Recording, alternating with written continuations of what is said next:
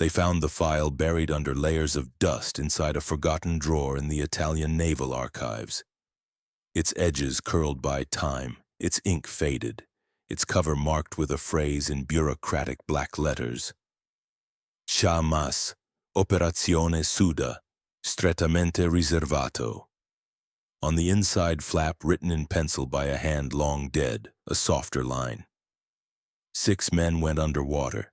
6 men changed the course of a naval campaign. None expected to come back. This is what the folder contained. A record of an operation so improbable, so contrary to the expectations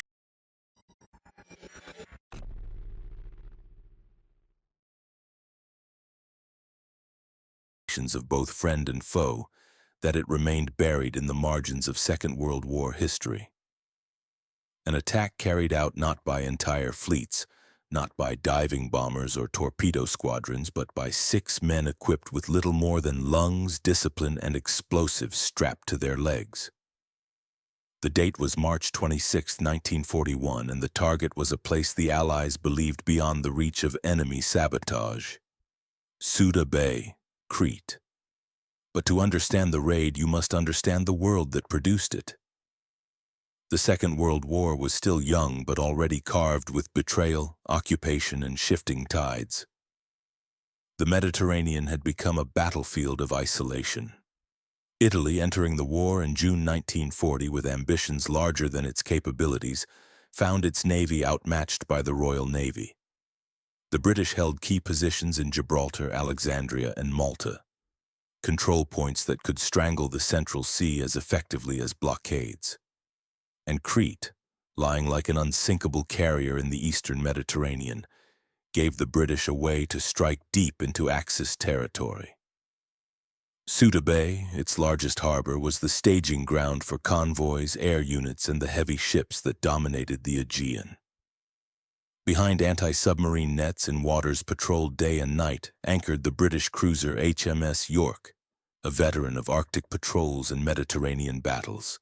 A ship whose presence alone forced the Italian Navy to divert resources, alter routes, and adjust entire tactical doctrines.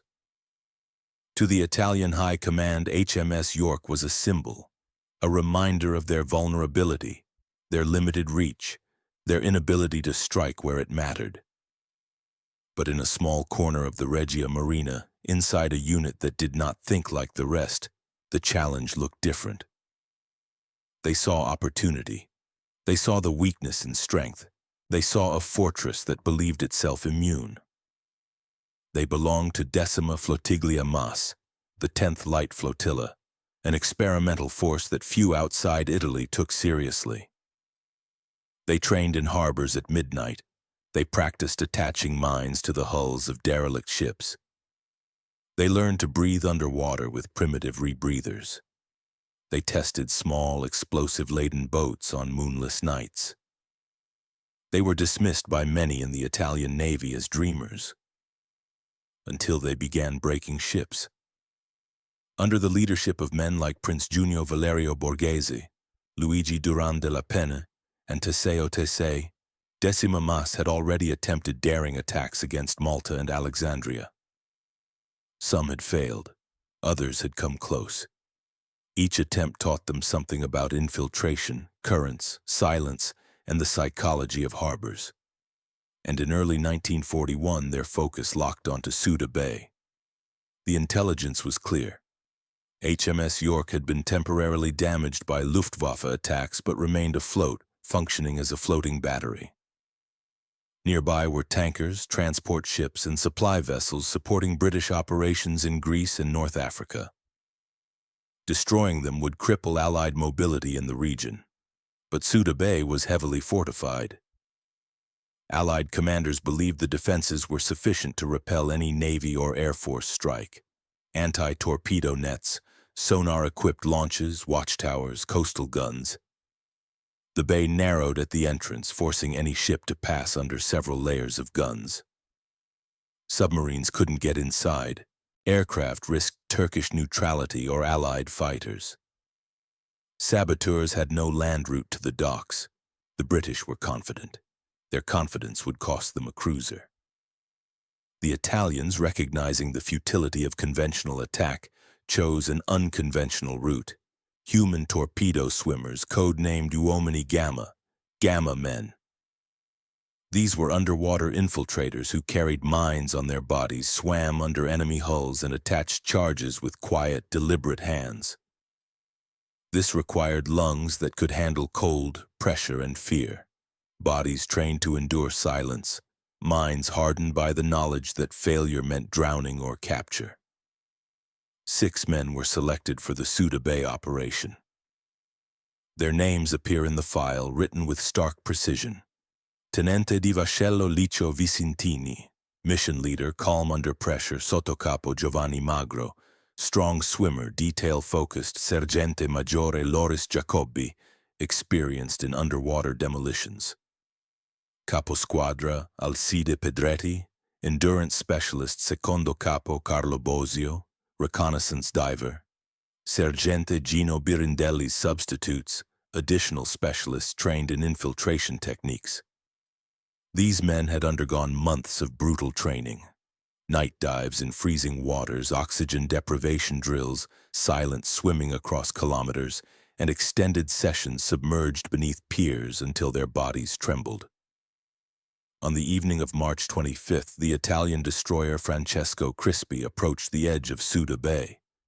The ship had been modified for secrecy, lights masked, engines dampened, the deck cleared for the divers.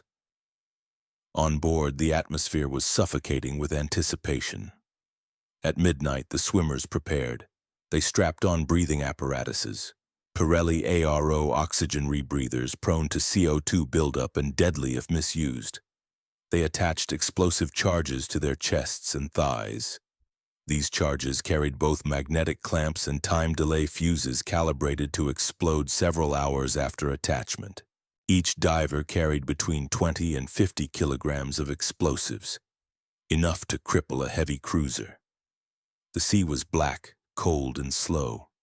When the order came, the 6 men slid quietly into the dark water like shadows, abandoning their bodies. They kicked away from the Crispi, guided only by compass, memory, and the faint glow of Souda Bay in the distance. For hours they swam. Currents pushed them sideways. Nets loomed like underwater spiderwebs. Searchlights passed overhead in sweeping arcs. The anti-submarine nets at the harbor entrance were their first obstacle. But they had intelligence, gathered at great risk by agents and reconnaissance flights, that revealed narrow gaps caused by maintenance neglect. These gaps were not more than 2 men wide, filled with algae and rust. The divers slipped through them like eels. Inside the bay, the silence was oppressive. The water tasted of oil and metal. The outlines of ships, massive shadows suspended above the divers, became visible as they approached the anchorage. Vicentini and Magro aimed for the largest prize, HMS York. The cruiser sat heavily in the water, her lights muted, her crew unaware of the lethal presence beneath their feet. The divers descended under her keel, feeling their way along the hull. Above them, sailors walked the deck, oblivious. With numb hands, Vicentini secured 2 massive charges to the hull beneath the forward magazine. Magro armed the delay fuses. The work had to be perfect. A misaligned clamp could send the charge tumbling to the seafloor. A faulty fuse could explode too early. But these men did not fail. Meanwhile, Jacobi and Pedretti located the British tanker Pericles and placed charges beneath her central tanks. Bosio moved toward a troop transport anchored further away, slipping through shifting currents with a diver's instinctive motions. The mission had unfolded with near-perfect discipline. But now came the deadly part: escape. Their plan was simple: swim to shore, hide, move inland, blend with Greek civilians, reach Axis lines or hold out until rescue. Reality was harsher. They emerged from the water hours later, shivering, exhausted, and disoriented. Patrols were everywhere. German aircraft had bombed Crete recently, causing heightened alertness. 2 of the divers were spotted at dawn, lying among reeds. They resisted. They were taken, interrogated, eventually forced to reveal nothing. The remaining divers were hunted through fields and villages until all were eventually captured. Their mission had ended in chains, but their charges had not. At 06 now, HMS York trembled. At 06:10, her hull split open, steel twisting like wet wood. Water flooded in, engines died, gun positions sank beneath the waves. A vessel that the Royal Navy believed untouchable had been rendered a dead hulk by two men with underwater charges. Pericles erupted soon after, flames devouring her decks.